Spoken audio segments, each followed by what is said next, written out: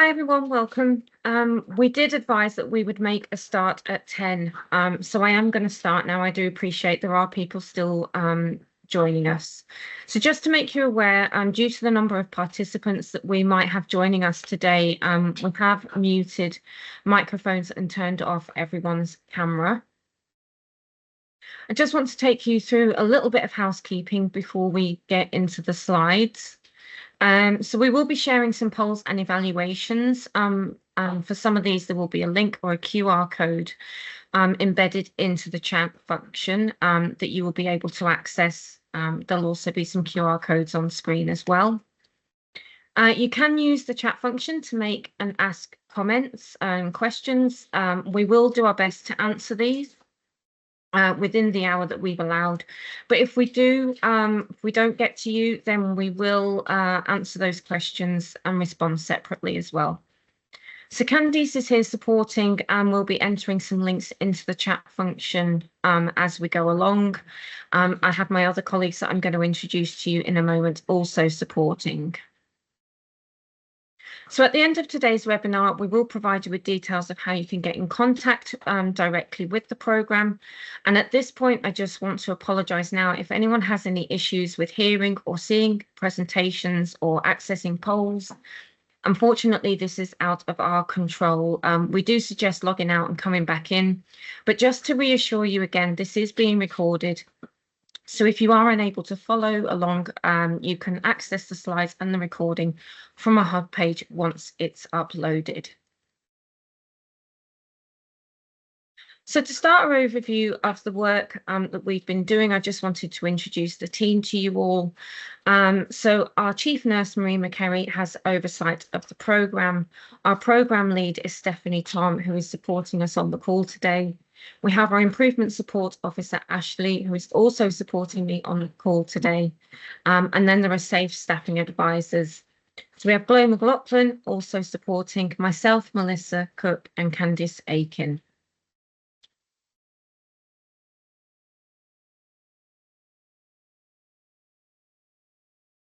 So I just want to take you through what we're going to be looking at today. So I'm going to go through the objectives and our end of year report. We're going to be having a very quick look at the Act itself, the Health and Care Staffing Scotland Act 2019. We're going to be looking at some resources that we have put together and pulled together for the sector. We're going to be looking at local and integrated authorities reporting. We're going to be looking a little bit at some self-evaluation, and then at the end we will get to questions and evaluation if we have time. Before I go any further, we do also like to just make you aware that we are aware of the challenges that are facing the social service sector as a whole at the moment. This isn't just CYP, this is across all sectors, adults and ELC as well. So there is fuel and inflation, the cost of living, staff wages, local authorities, their budgets, wider economic and financial context, UK immigration policy, an ageing population, recruitment and retention, and increased competition for people of a working age. And to be honest with you, we could spend a long time discussing the challenges in the sector. It's something that we are aware of in the service, in our team, and it's something that we are constantly having discussions with services about. So this is the first one of our polls. Before I go any further and look at our objectives, we're asking everyone who can to answer this poll. It's just one question, and you do have an opportunity to leave contact details if you would like more information. The question being, has the implementation of the Health and Care Staffing Scotland Act 2019 impacted on your staffing practice? And there are 7 answers to choose from. So I just want to reiterate, it is anonymous, and this information is for our benefit within the Safe Staffing programme, and it just supports the development of our events and webinars such as this. It's just to ensure we're reaching the right audience with the right message. Just give you another moment just to answer that. and then I will move on.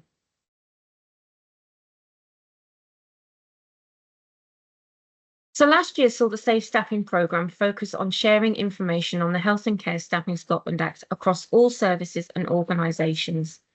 So we held close to 500 different events in a range of ways from online to in person. And we're really pleased to say that over 7,500 people attended these. So full details of the achievements of the Safe Staffing programme from last year can now be read in our end of year report. So while last year we focused very much on pre-enactment, our objectives set by the Scottish Government this year have changed. And you can see on the slide the 4 objectives that we're currently working to in the team this year. So we've got to ensure governance arrangements and reporting are in place. It's to continue to increase stakeholder engagement through webinars such as the one that you're attending today, to review and update existing supporting guidance, and explore how compliance with the Health and Care Staffing Scotland Act can be reported. So as you can see, there is still an emphasis on supporting the sector through the first year of enactment. So I'm going to get into the Act itself, and as you should be aware, there are 4 parts to the Act. Part 1 are the guiding principles, and Part 3, staffing and care services, are most relevant to social care. So Chapter 3A is for services using a staffing method. At the moment, this is only for adult care homes. It is something that I am going to be touching on at the end of this section.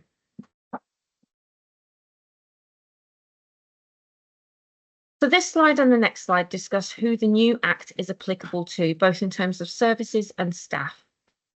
So in terms of services, a care service is defined in the Health and Care Staffing Scotland Act 2019 as a service mentioned in section 47 of the Public Services Reform Scotland Act of 2010. So what you can see on screen are the full list of services the 2010 Act covers. This isn't just children and young people, this does apply to adults as well as ELC.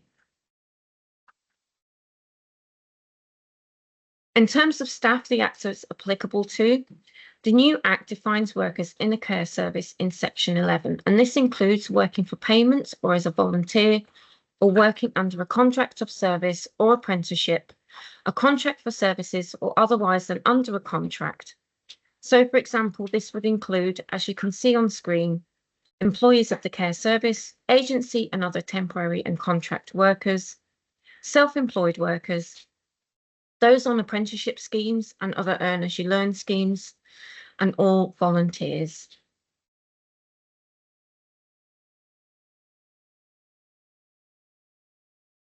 So Part 1 provides the main purposes of the Act and the 8 guiding principles. Part 1A states that the main purposes of staffing for health and care services are to provide safe and high quality services and to ensure the best care outcomes for people who use services. So as we said last year, the rest of the Act is about making these main purposes happen. Part 1B is where we see the 8 guiding principles. And we know and appreciate the care sector already work to these principles. And we do like to highlight these to you in order to relieve some anxiety and to also help to empower services so that you can think of ways in which you're already meeting every one of these guiding principles in your own way. And I always say that a service for children and young people, such as a residential care home, might meet those differently to, say, a support service. So it's very much how you meet those 8 guiding principles that we're looking for.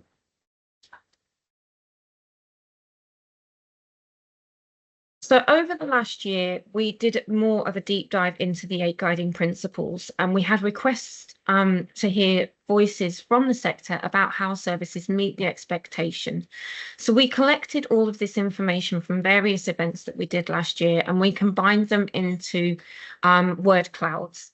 So what you can see on screen is just an example.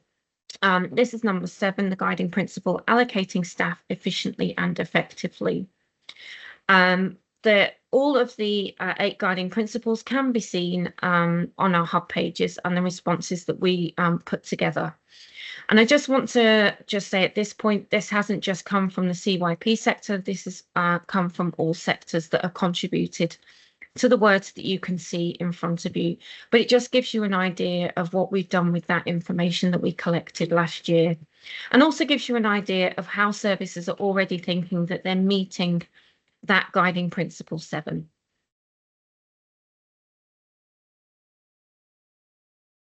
So alongside the Act, Scottish ministers have also released statutory guidance to accompany the Act. And we do highly recommend that you refer to this document as well as the Act itself. So an example of the statutory guidance comes into play in 4.6 and 4.13 in the statutory guidance, as you can see here on this slide. So when judging whether or not a service is safe, it doesn't necessarily mean no risk. And to be honest, it may not even mean low risk depending on the service, as risk is an inevitable part of healthcare services.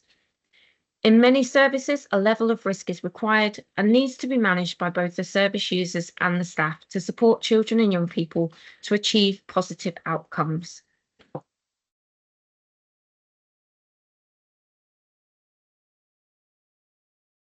So I just want to consider what happens when staff wellbeing is not taken care of. We can see that staff wellbeing is part of the 8 guiding principles. It's number 5, but it's a really big theme throughout the entire Act. So if you have staff that are not necessarily being taken care of, you may have staff that might be more prone to stress or fatigue or burnout. You might have staff who are unwell and will struggle to concentrate at work effectively, and it might even reduce the quality of their work. Poor staff wellbeing can increase absence rates, as I'm sure you're aware, and that might be due to physical or mental health issues. So when staff wellbeing is not prioritised, staff may feel less satisfied, and they might even try moving on from that particular position. What we're really trying to say here is that it's really important that any negative consequences that come out of staff wellbeing also might have an impact on the outcomes for people experiencing care. So on a more positive note, improvement in staff wellbeing will lead to increased productivity, improved performance, a good sustained workforce, better attendance, improved satisfaction, and an increase in morale, making staff more likely to want to be at work, they're more engaged in work, and their enthusiasm spreads. And this is more likely, again, to bring about better outcomes for people experiencing care, which is exactly what we're looking for.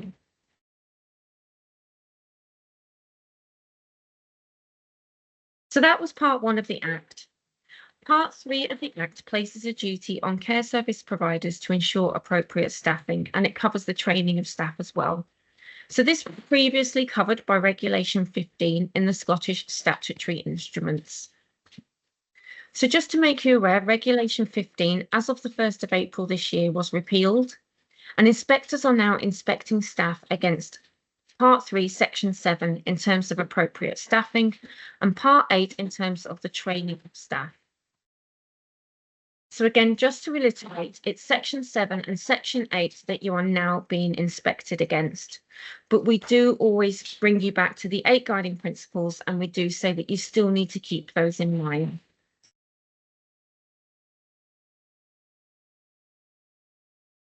So for CYP services, the legislation does not impose specific staffing levels when determining what constitutes appropriate staffing. However, you do need to consider the health and well-being of people, provision of safe and high quality care, and insofar as it affects either of those matters, the well-being of staff.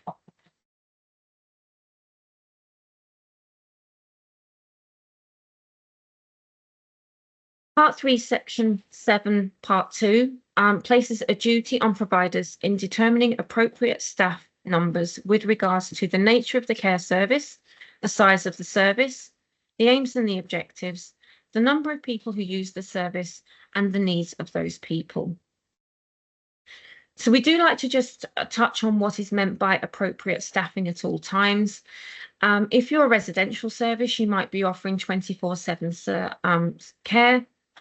in which case that would be taken as at all times. But if you're a support service and you're perhaps going in to support a particular child or young person or a family for so many hours every week, then you need to just think about the time that you are supporting that family. And that is what is meant by at all times. So again, it very much depends on the service that you are delivering to children and young people and their families.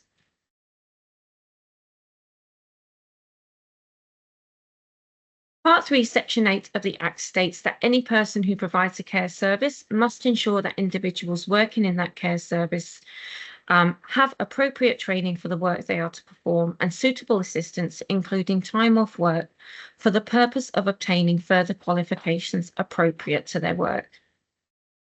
So we have found some services this year have picked up on the wording in Part 3, Section 8, and we just want to take this opportunity to reassure everyone that this wording hasn't changed from Regulation 15.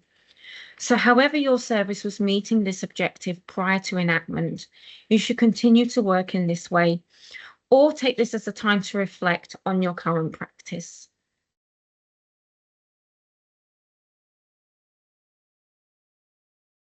Because this is a CYP webinar, I do also like to just bring in the promise, because I think it's really important that we take a moment to see how the promise fits into the Health and Care Staffing Scotland Act 2019. So the Independent Care Review was commissioned back in 2016. And through this, the review identified 5 key foundations that underpin the promise. And together they give Scotland a clear starting point when thinking about what matters, and to help everyone keep the promise. So this image shows the 5 foundations the promise is based on. Voice is the first, and in keeping this area of the promise, this states that children and young people must be listened to. This is involving them meaningfully and appropriately when decisions are being made about their care. So it's not just about listening to their voices, but responding appropriately as well.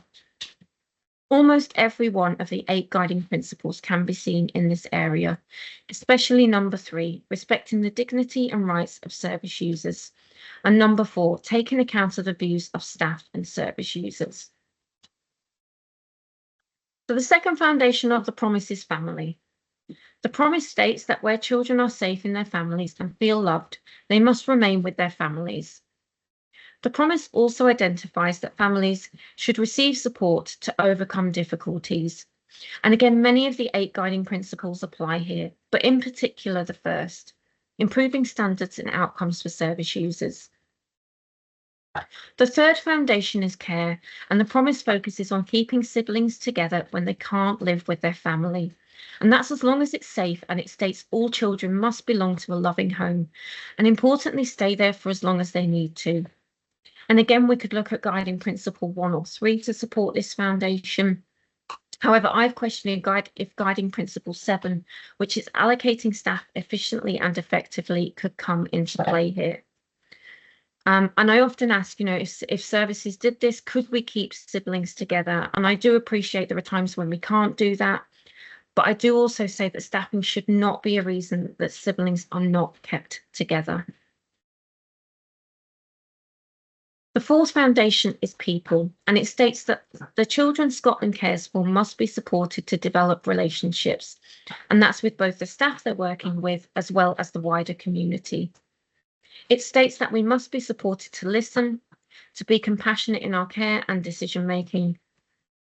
So think about guiding principle 6 here, being open with staff and service users about decisions on staffing.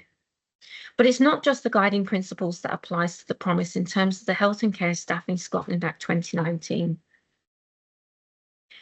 It also includes the training that we have just covered, and training is vital for those caring for children to be supported.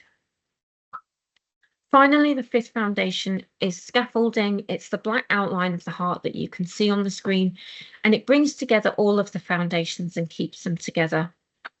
And the promise states that children, families and the workforce are supported by a system that is there when it is needed. And I think we would argue in our team that the whole Health and Care Staffing Scotland Act supports the scaffolding of the promise. So we always say, it's not just a tool that we reference because this webinar is aimed at children and young people services. Like I said at the start, the promise is inherently interlinked with the Act and in wanting better outcomes for children and young people. And that's why we feel it's really important to bring the two of those together, because this is exactly where the Health and Care Staffing Scotland Act sits as well. So finally, before I finish going through the Act, I just want to quickly mention the staffing method framework. So it's what you can see on screen right now, and this is something you can access if you log on to our website or the Safe Staffing Hub page. I do like to point out straight away, this is not planned to be used in every registered service type. At present, this is only applicable to adult care home services. However, there is a caveat in the legislation that Scottish ministers may introduce this into other sectors in the future. And this is why we still include it in our presentations and webinars. The Scottish Government asked the Care Inspectorate to design a staffing method framework, firstly for adult care homes. So what you can see on screen has been created in response to Section 3A of the Act, and it was designed through 23-24 in consultation with adult care home services and stakeholders. So this considers key elements around staffing that supplements the dependency tool if used when determining staffing levels.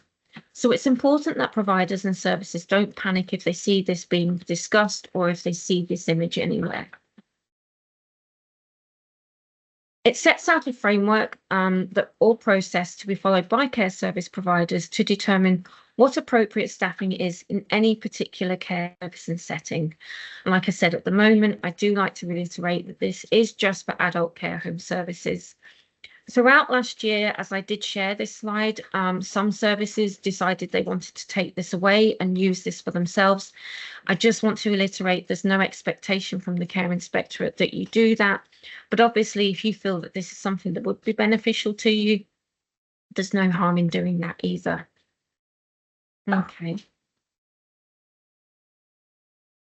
So just to summarize then, because I do appreciate that is a lot of information that I have just gone through. It's part 3, section 7 and 8 that are enforceable. And care services must have regard to part 1, the guiding principles, which we covered above.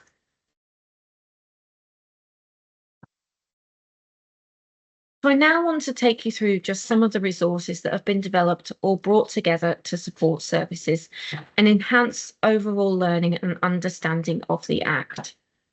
So one of these valuable resources is a learning and education resource that has been developed as a collaboration between the Act implementation team in the Scottish Government, NHS Education Scotland, HIS and the Care Inspectorate. So it's an accessible resource that enables people to learn about the guiding principles and the different duties within the Act. And you can navigate through the relevant learning resources. They are sorted by sector, and you will be directed to different websites and links to support your learning. So the information and detail within this resource will continue to be enhanced and updated to reflect emerging needs in different services, including specific resources for colleagues working in the social care sector. So this resource is made using Sway technology, and I'm hoping that someone might be putting a link to this in the chat for you to have ease of access to it.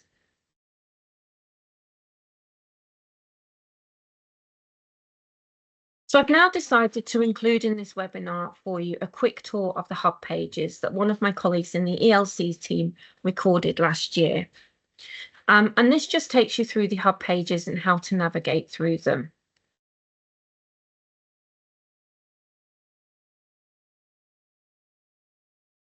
There is no speaking, so I am just going to talk over the top. But as you can see, we have the 3 posters, the adults, CYP, which is the middle one, and ELC. Because my ELC colleague put this together, they do then click into it and they start going through the ELC hub page, but the CYP hub page is exactly the same. There is a link at just at the side that allows you to download the poster, and that can be put up throughout your services as you feel applicable. We don't have any pre-printed. Then you can see that there are different subsections next to the poster. And again, this is exactly the same for the CYP section. And we've got lots of different recordings and lots of different links for the 8 guiding principles. And this really helps you to kind of navigate what you might want to look at. So we've got some short bite-sized videos and we've got some longer videos as well that just take you through everything. Clicking on those links for the 8 guiding principles does take you through to the statutory guidance, but again, we've got more links in with that as well, that for other things that you might want to consider that you can see here on your screen.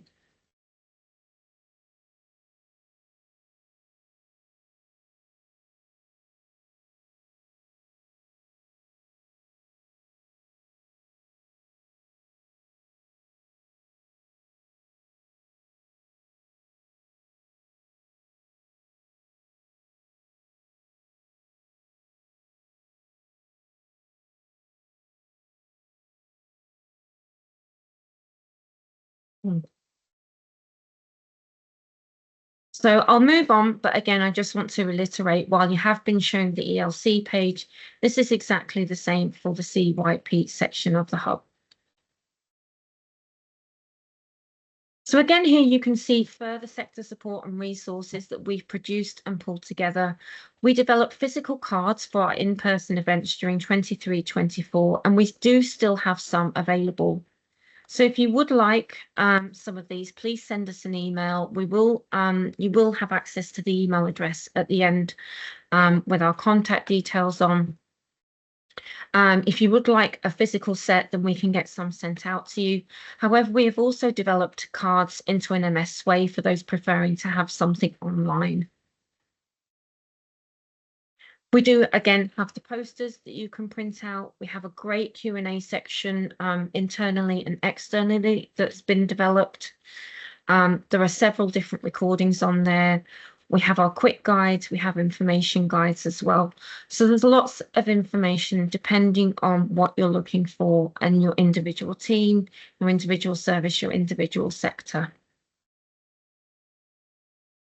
So before I go any further, I'm just going to pause here so that you can complete 2 short surveys that will be put into the chat function.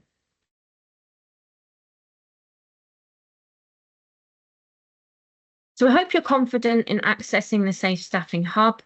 So we're keen to hear which type of format or resource might work well for you. Again, this is all completely anonymous. The second poll is just a free text box. If there's any information or resource that you feel would be useful that you can't see here or that you've not come across, if you can add any other information into there, that's something that we can take away with us as well. I'm just going to give everyone a moment just to answer that.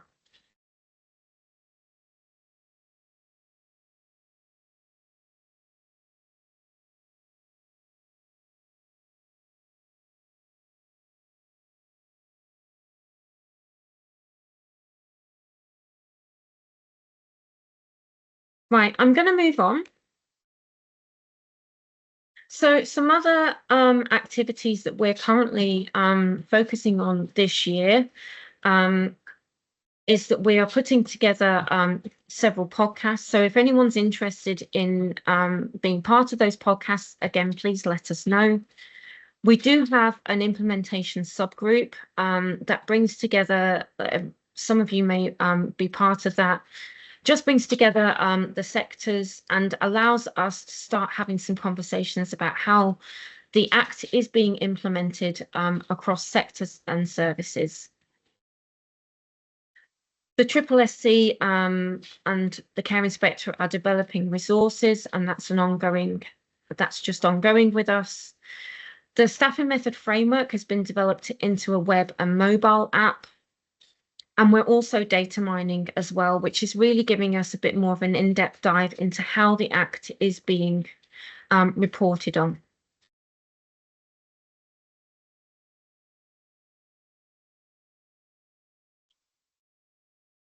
So I don't want to spend a lot of time on reporting for local and integrated authorities. However, as we may have some people in the webinar that commission services, you need to be aware that under Section 3.2 of the Health and Care Staffing Scotland Act 2019, every local authority and integration authority must have regard to several listed factors when planning or securing the provision of a care service from a third party. So you must have regard to the guiding principles, and these are the 8 guiding principles that we went through earlier.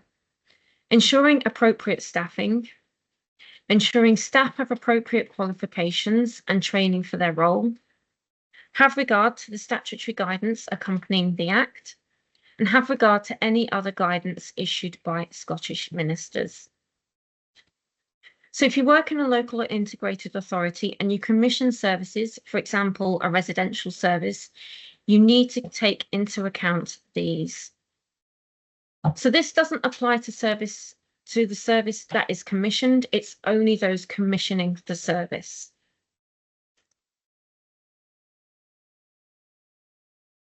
The commissioners need to be aware that when completing the questions on the template, they need to consider all services that fall within that list and have been planned or secured within that financial year. So there's no requirement to keep reporting on services once they've been planned or secured until such time that existing contracts, agreements or arrangements are renewed or renegotiated. So if, for example, you commission a residential service for 3 or 5 years, you don't need to report on that service every year. It's only the year the commission is agreed. And when that time lapses, you would re-report on it when it's re-agreed or renegotiated. And finally, we do sometimes get asked what care services need to be included. And I refer back to the list that I went through earlier, that it's all care services listed under Section 47 of the Public Services Reform Scotland Act of 2010.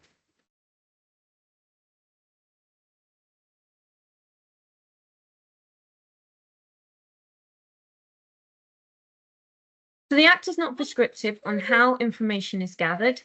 It may be that local and integrated authorities already gather some of this data through current quality assurance processes. But if not, then you do need to consider how you're going to obtain it. And there's just some ideas on screen as to how you might do that. So you could consider looking at inspection reports and joint inspection reports. Although you will be aware that not all services will have an inspection within that relevant financial year. And the ones that have won't necessarily have been evaluated on staffing. So you do need to keep that in mind.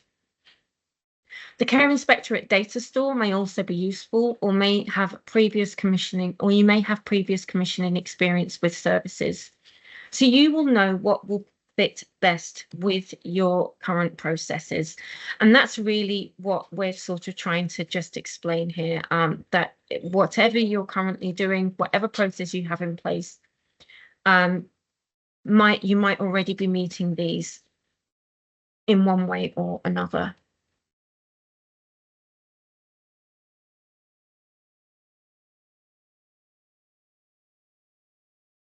So before I bring this webinar to a close, the final area we want to touch on today is self-evaluation. So self-evaluation is not something that services should be doing solely for the benefit of the Care Inspectorate. Self-evaluation can help services identify and evaluate where they need to target their efforts to support improvement. The Care Inspectorate have produced a lot of quality and improvement programs and topics. If you visit the section of the hub pages, a link should be going into the chat function now. You will be taken to them. And this is a great starting point for, or good reflection, if you are already proactive in your self-evaluation.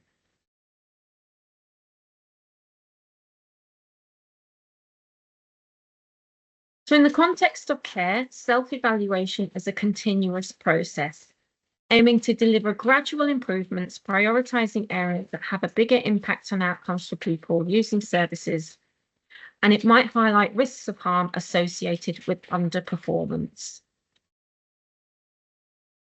Irrespective of the care inspectorate's role, care providers will want to satisfy themselves, they might want to satisfy stakeholders, funders, that they're providing high quality services. And we believe that the quality framework is a helpful way to support care services to assess performance against expectations of outcomes for children and young people out with the inspection process.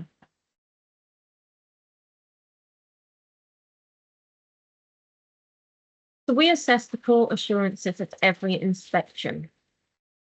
During inspection, if you have any concerns arising from your assessment of a particular core assurance, you must consider evaluating the relevant additional quality indicators.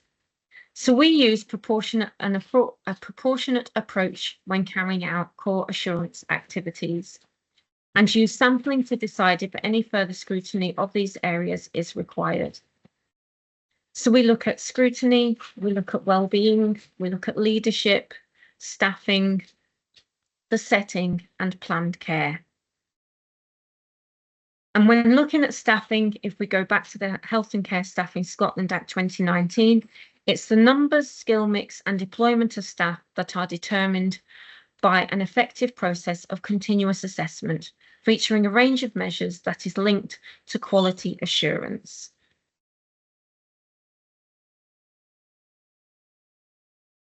So again, here are some links on the screen that will be put into the chat function that will support your evaluation through our guides and tools, as well as looking at the quality frameworks. So if you have anything specific you want to address in relation to self-evaluation, our contact details are coming up on the next slides, so you can get in contact with us if you have any further concerns or you want to take those discussions forward on an individual or a service basis.